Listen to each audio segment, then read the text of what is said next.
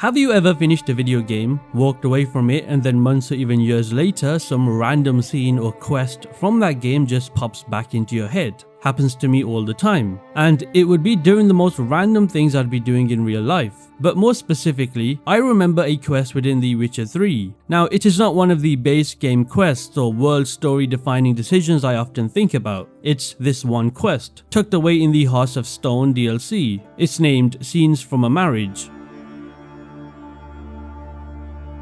Now, if you have played it, you probably already know what I'm talking about, and if you haven't, then don't worry, I'll walk you through it. But what makes it stand out to me, even all these years later, is how impactful and kind of sad and depressing this tale is. It's not a quest that's full of action, or a quest that defines your choices in an impactful way to the main story. It's about a failed marriage between two very broken people. It's about a man who made all the wrong choices for all the right reasons, and a woman who had to suffer. This quest is a very thoughtful and a very sad quest. You know, it's weird because it's kind of haunting in a way that these fantasy games really are. And to know it belongs within a DLC honestly just shows you why, in terms of storytelling, I do think CD Projekt Red are leagues above like 95% of other video game studios out there. Now, to talk about this quest, I need to give you some backstory and context, otherwise it's not going to make a whole lot of sense. In The Witcher 3's Hearts of Stone expansion, Geralt takes a pretty standard contract: head into the Oxenford sewers and kill a monster. The job is posted by some man working for a nobleman named Olgierd von Everick, who we'll get into shortly. Fast forward quite a bit, Geralt kills a giant toad monster, he gets arrested, dragged off into chains, and that is where a mysterious man named Gonta O'Dim shows up. If you played the base game of The Witcher 3, which you definitely have, you might remember him as the strange man from White Orchid who knew a bit too much about Yennefer. But of course at that time we did not think much of it. This time he offers Geralt a choice: work for him or rot in a foreign prison. Naturally, Geralt takes the deal, and so after a series of many different events such as a shipwreck and a fight with the surviving Olgierd, Geralt ends up at Garin Estate, and this is where the expansion really starts off. Now let's go back to the man who posted the contract, named Olgierd von Everick. You see, before everything went wrong, Olgierd von Everick was many things. He was a nobleman, a soldier, a leader, and maybe most surprisingly an artist. He was known for throwing these crazy parties and leading a gang of rowdy fighters, sure, but he also loved poetry and painting, and he was damn proud of it. But you see, pride can be a dangerous thing. Olgierd's family fell on hard times, such as stuff like bad investments and constant debt. So eventually their estate was seized by the Borsodi family, who had bought up the debts and showed no mercy. Just like that, the von Evericks went from nobility to nothing. On top of that, the woman Olgierd loved, named Iris, was pulled away from him. Her family did not see a future with a bankrupt man, and instead tried to marry her off to a foreign prince. This is where things start to spiral. Olgierd at this point was desperate and heartbroken, and he cried out a wish in frustration that the prince would turn into a monster, and well, that wish was heard by Gonta O'Dim, and that's of course the giant toad we fight at the start of the expansion. That is indeed the Prince Olgierd cursed. But going back to the wishes, Gonta O'Dim offered Olgierd 3 of them, with a catch. In exchange, he'd eventually claim something very personal. It's only later that we learn that something was Olgierd's soul. The details of the first 2 wishes are important to the actual story of the expansion, but for this quest, Scenes from a Marriage, the 3rd wish is what matters most. Olgierd asked for 3 things: to reclaim his wealth, to win back Iris, and finally to live like there was no tomorrow. And you see, that last part is where it all started to fall apart. O'Dim granted his wish literally. Olgierd became immortal, but he didn't become immortal in the way he intended. He couldn't die, but he also could not feel. Over time, all the emotions that made him human just faded. His heart became stone, literally and figuratively, hence the name of the expansion, and the relationship that he'd sacrificed everything to save slowly turned into something cold, which brings us to Iris, and the mansion where she spent her final days.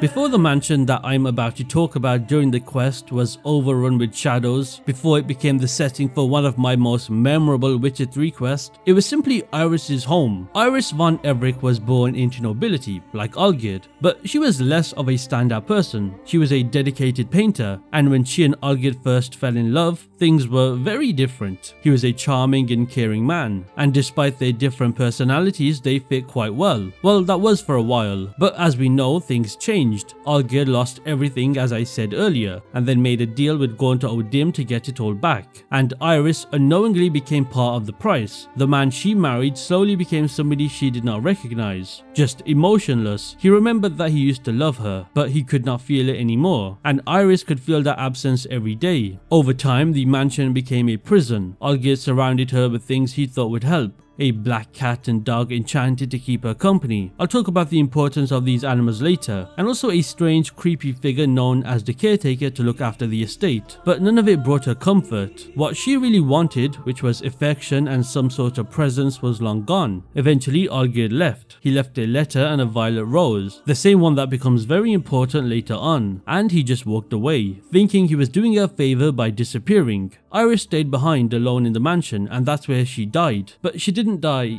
violently or from a curse. She just died from being completely isolated. She spent her last days in her bedroom, holding on to that rose until it finally crumbled. Even after death, she did not move on. Her spirit remained in the estate, stuck between memories and grief. Her sadness created this alternate version of the mansion, which is basically a dream world made up of old memories and fears. That's what Geralt ends up exploring in Scenes from a Marriage.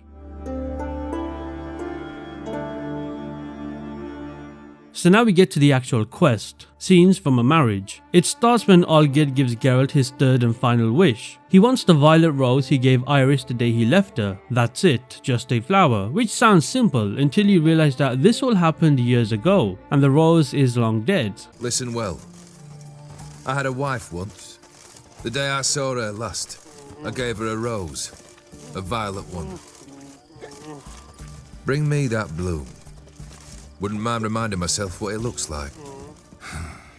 Still, a deal is a deal, so Geralt heads to the old Von Everich estate to try and find it. The place is completely abandoned, the house is falling apart, the garden is overgrown, and there's a weird silence just hanging over everything. Right away it feels off. In fact, when you play the quest, you're not even past the gate before things start getting strange. We stumble across a thief who's actually searching for his friend, who disappeared as they were exploring the old mansion. In the distance we can see a kind of towering dark figure, and that's when the thief shits himself, runs away, and we decide to go in. Now, the dark figure is in fact the caretaker, who is this huge eyeless shovel-wielding monster. He does not say a word, just attacks. Now, the fight itself is pretty fun to be fair, and the whole time you're wondering what this thing even is, and why it's guarding a broken down house. After beating the caretaker, that's when two animals, a black cat and a black dog, start talking. Literally, they speak to Geralt in clear, calm voices. It turns out that they were companions summoned by Olgierd for Iris, enchanted to keep her company when he could no longer emotionally connect with her. The animals explain that Iris is still inside the house, but she's not really alive in any normal sense, and they tell you to get the key from the caretaker's body to the back door. Now I remember at this point in the quest when I first played it that a lot of stuff had already happened, and we hadn't even entered the house yet. We've seen a faceless monster and talking animals. Now inside the house, that's when the quest gets a bit darker. When we first enter the house, we're immediately greeted by Iris's ghost telling us to leave.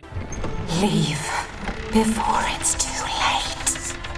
It's a pretty creepy moment, but naturally we ignore the warning and keep going. As we move deeper inside, we come across a painting, what looks like a portrait of Iris, and suddenly her spirit bursts out of it to scare Geralt. From this point on, it's clear that Iris is not going to be a passive ghost. She acts more like a poltergeist, and constantly moves objects and creates disturbances.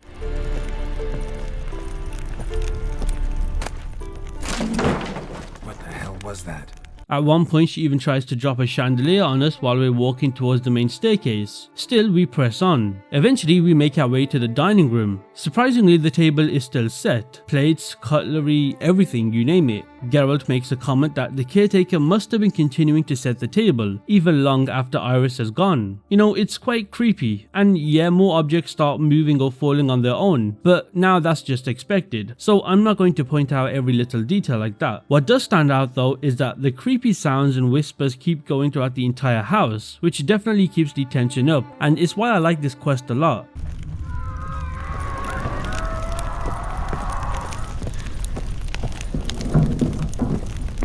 It's creepy, and it's not what we're used to seeing in games like The Witcher 3. And as somebody who's probably the biggest pussy when it comes to horror media, this quest always did give me the creepy vibes. As we go upstairs, there's a moment where some unseen force, probably Iris's spirit, pushes us back down the stairs, or tries to.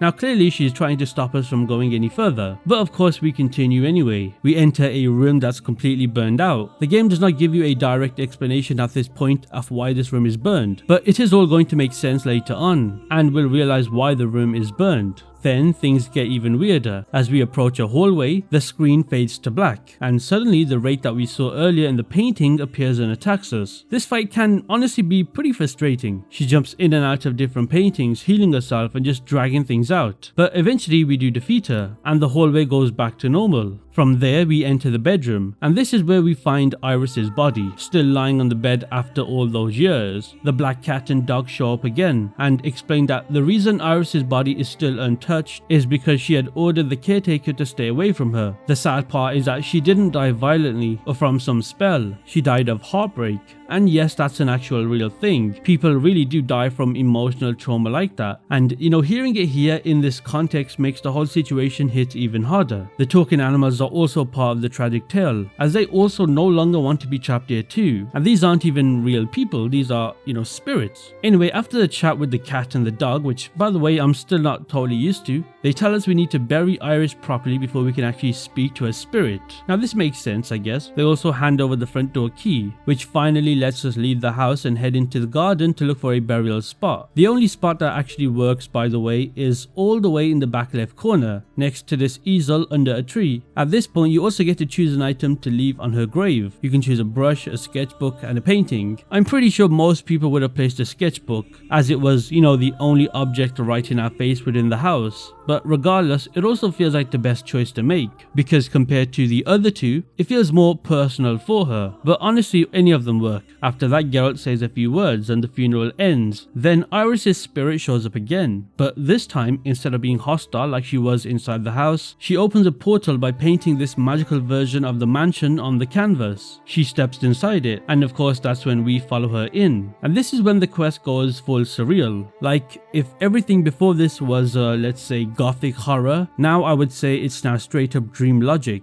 We find ourselves inside a painted version of the Von Everett estate, and I remember just standing there for a second trying to get my bearings. The place looks familiar, but also off, like somebody painted it from memory and got a few details wrong. The light is weird, the colors are muted, and there's this kind of hazy filter over everything, like you're underwater but you're not, if that makes sense. Then of course the cat and dog show up again, because you know, why not? I gotten used to them by this point, but it's still strange seeing them talk so casually in a place this messed up. They explain that to truly reach Iris, you have to help her confront the memories that she's been hiding from, and destroy the nightmares keeping her soul trapped here. Now I will admit, the game doesn't even pretend this part will be easy. To awaken Iris, you have to reconstruct 7 of her memories, which are basically frozen scenes from her life that need to be completed using clues and missing objects. There is an 8th one too, but that's kind of optional, but you really should do it. It's worth it just for the extra context. This optional one shows us Iris painting the manor, but we need to place objects in their correct positions for the cutscene to play. It's a nice optional cutscene that shows us their relationship, and it also kind of foreshadows the talking cat and dog which Olgierd gave to Iris. I assume this is the scene that made him do that later on. But moving on, next was the fountain memory. This one is a little misleading because there's 4 objects lying around, but only the wooden cup is the right one. Place it in Iris's hand and you get a little version of her and Olgierd, back when things were not awful yet. It just shows you more context of their relationship that was actually built on real love. Well, that was before Olgierd's heart turned to stone. It's kind of sweet until the giant spider shows up, which we need to kill. Then there is the dinner table memory inside the house. This one is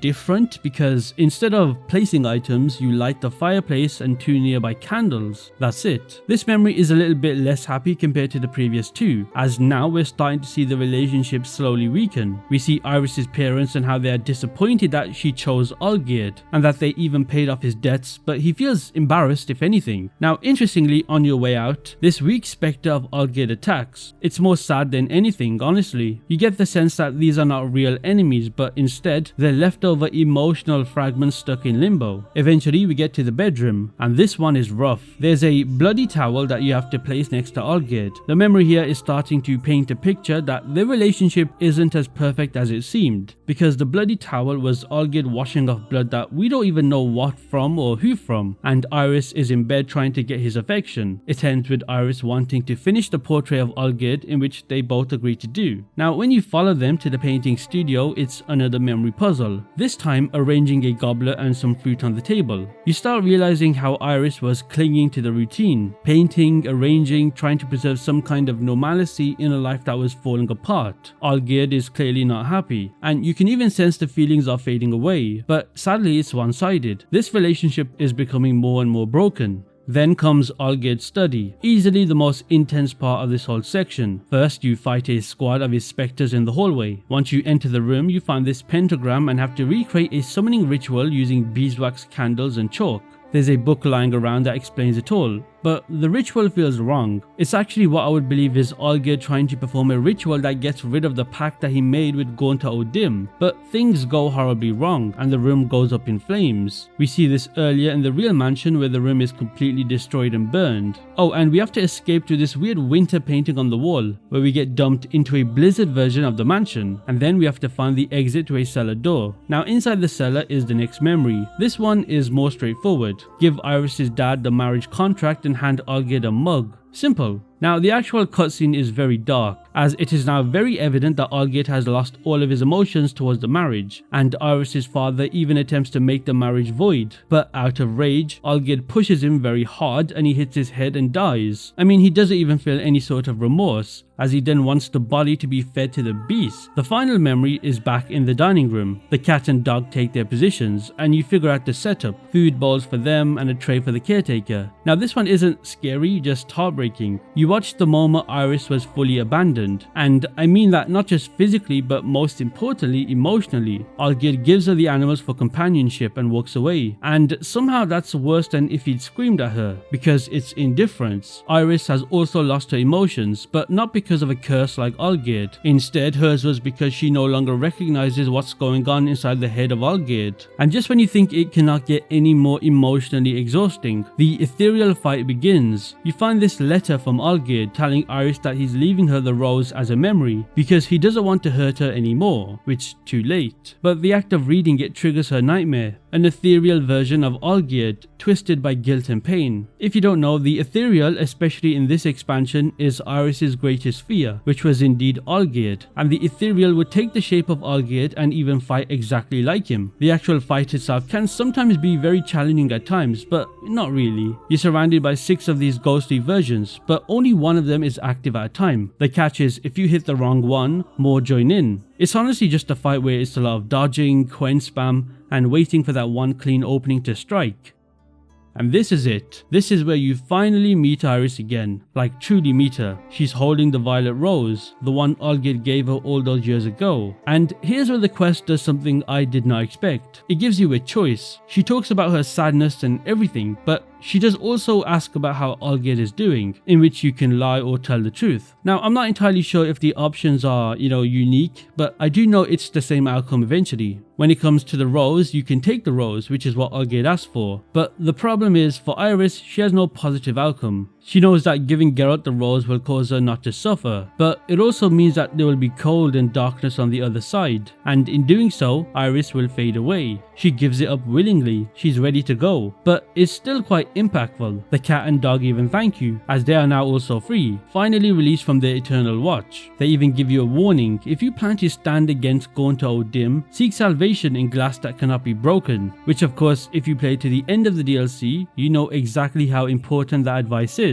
It's the mirrors at the end. Or you can leave the rose, let Iris keep it, she'll go back into her dream world, and the cat and dog will stay by her side, trapped with her. Now this isn't a bad ending, I'd say, but it's definitely not happy either. It just feels unfinished. I've done both choices on different playthroughs, and honestly, neither one feels totally right. That's what makes it stick. No matter what you choose when you leave the painted world, the manor is just as broken as when you arrived. You walk out to the same broken wall where the thief ran away, full circle. And that right there is the end of Scenes from a Marriage. You know, 10 years later, I still think about this quest. Not because it's scary or dramatic or even mechanically complicated. It's because it's tragic in a very human way. It's a quest where it's about loneliness, about what happens when love fades, about what happens when people stop trying, and the memories are all that's left. And for a game that's filled with, you know, swords, witches, amazing moments and monsters, that kind of quiet is a standout because it's quite rare to see. And now you probably know why this quest sticks with me 10 years later.